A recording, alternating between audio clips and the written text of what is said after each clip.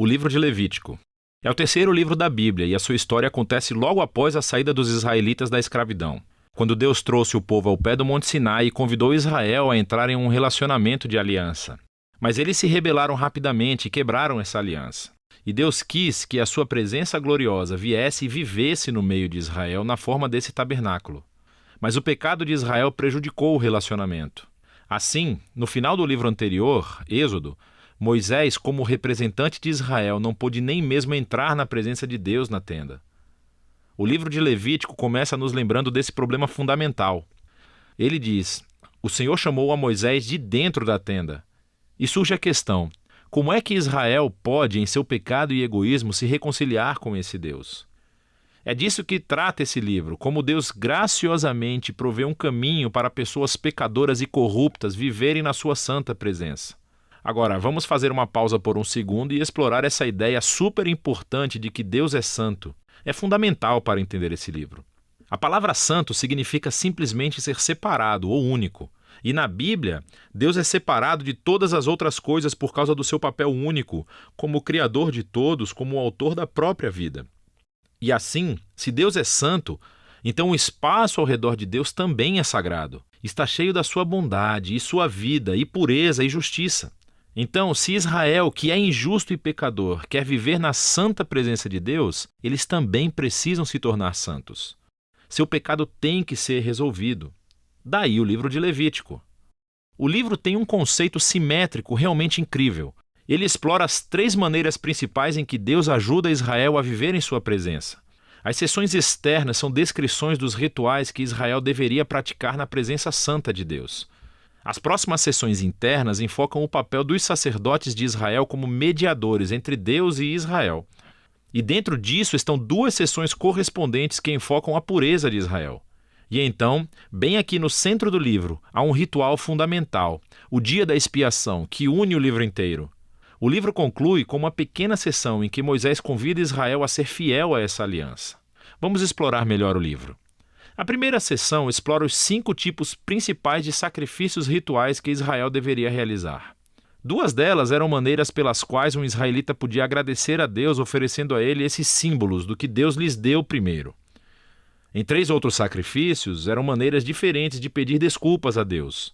Então, aqui um israelita oferecia o sangue de um animal enquanto confessava que o seu pecado criou mais mal e morte no mundo bom de Deus. Mas em vez de destruir esse povo, Deus, é claro, quer perdoá-lo.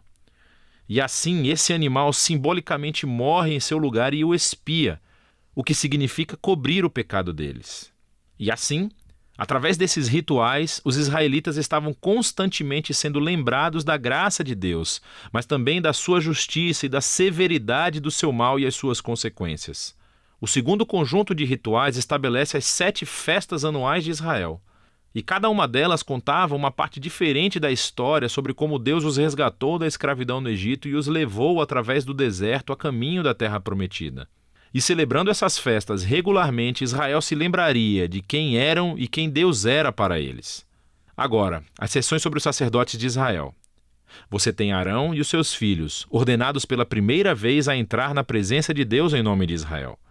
E então, nessa seção correspondente, encontramos as qualificações para ser um sacerdote. Os sacerdotes foram chamados ao nível mais alto de integridade moral e santidade ritual, porque eles representavam o povo diante de Deus, mas também representavam Deus para o povo.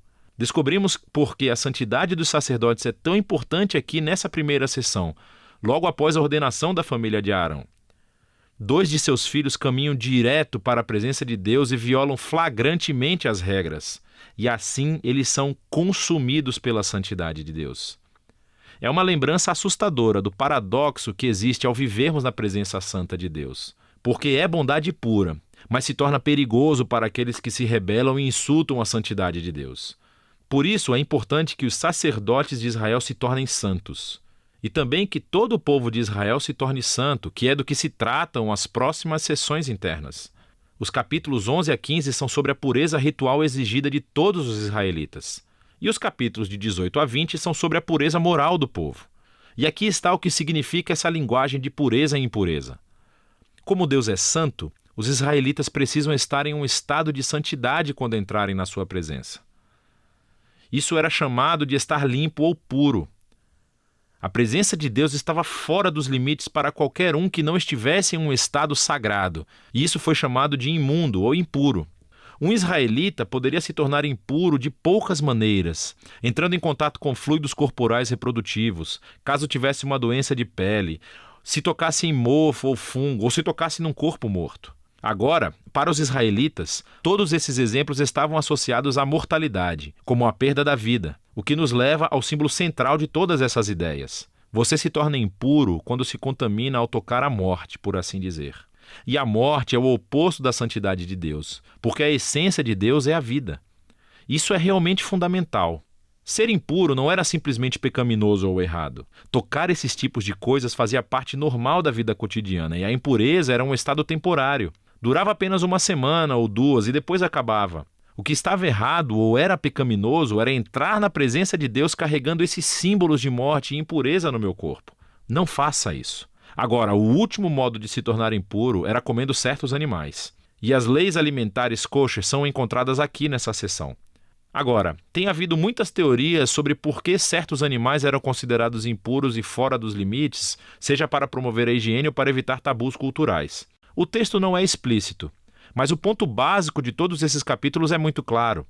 Ao todo, eles funcionam como um conjunto elaborado de símbolos culturais que lembram a Israel que a santidade de Deus deveria afetar todas as áreas de suas vidas. A seção correspondente aqui é sobre a pureza moral de Israel. Os israelitas foram chamados a viver de maneira diferente dos cananeus. Eles deveriam cuidar dos pobres em vez de ignorá-los. Eles deveriam ter um alto nível de integridade sexual. Eles deveriam promover a justiça em toda a terra. Aqui no meio do livro encontramos uma longa descrição de uma das festas anuais de Israel, o Dia da Expiação. As probabilidades são de que nem todo o pecado e rebelião dos israelitas seriam cobertos através dos sacrifícios individuais. E assim, uma vez por ano, o sumo sacerdote tomaria 2 bodes. Um deles se tornaria uma oferta de purificação e expiaria os pecados do povo, e o outro foi chamado de bode expiatório. O sacerdote confessaria os pecados de Israel e simbolicamente os colocaria nesse bode, e então seria lançado no deserto. Novamente, essa é uma imagem muito poderosa do desejo de Deus de remover o pecado e as suas consequências do meio do seu povo, para que Deus possa viver com eles em paz. O livro conclui com Moisés chamando Israel para ser fiel a todos os termos da aliança. E ele descreve as bênçãos de paz e abundância que resultarão se Israel obedecer a todas essas leis. Ele também os adverte que, se forem infiéis e desonrarem a santidade de Deus, isso resultará em desastre e, por fim, o exílio da terra prometida. Agora, se quiser ver como o Levítico se encaixa na grande história, é útil olhar para a primeira frase do próximo livro da Bíblia, Números. Começa com: "O Senhor falou a Moisés na tenda". Assim, podemos ver que Moisés agora é capaz de entrar na presença de Deus em nome de Israel. O livro de Levítico funcionou. Assim, apesar do fracasso de Israel, Deus providenciou um caminho para que o seu pecado fosse coberto, para que Deus pudesse viver em paz com as pessoas pecadoras. E é disso que o livro de Levítico se trata.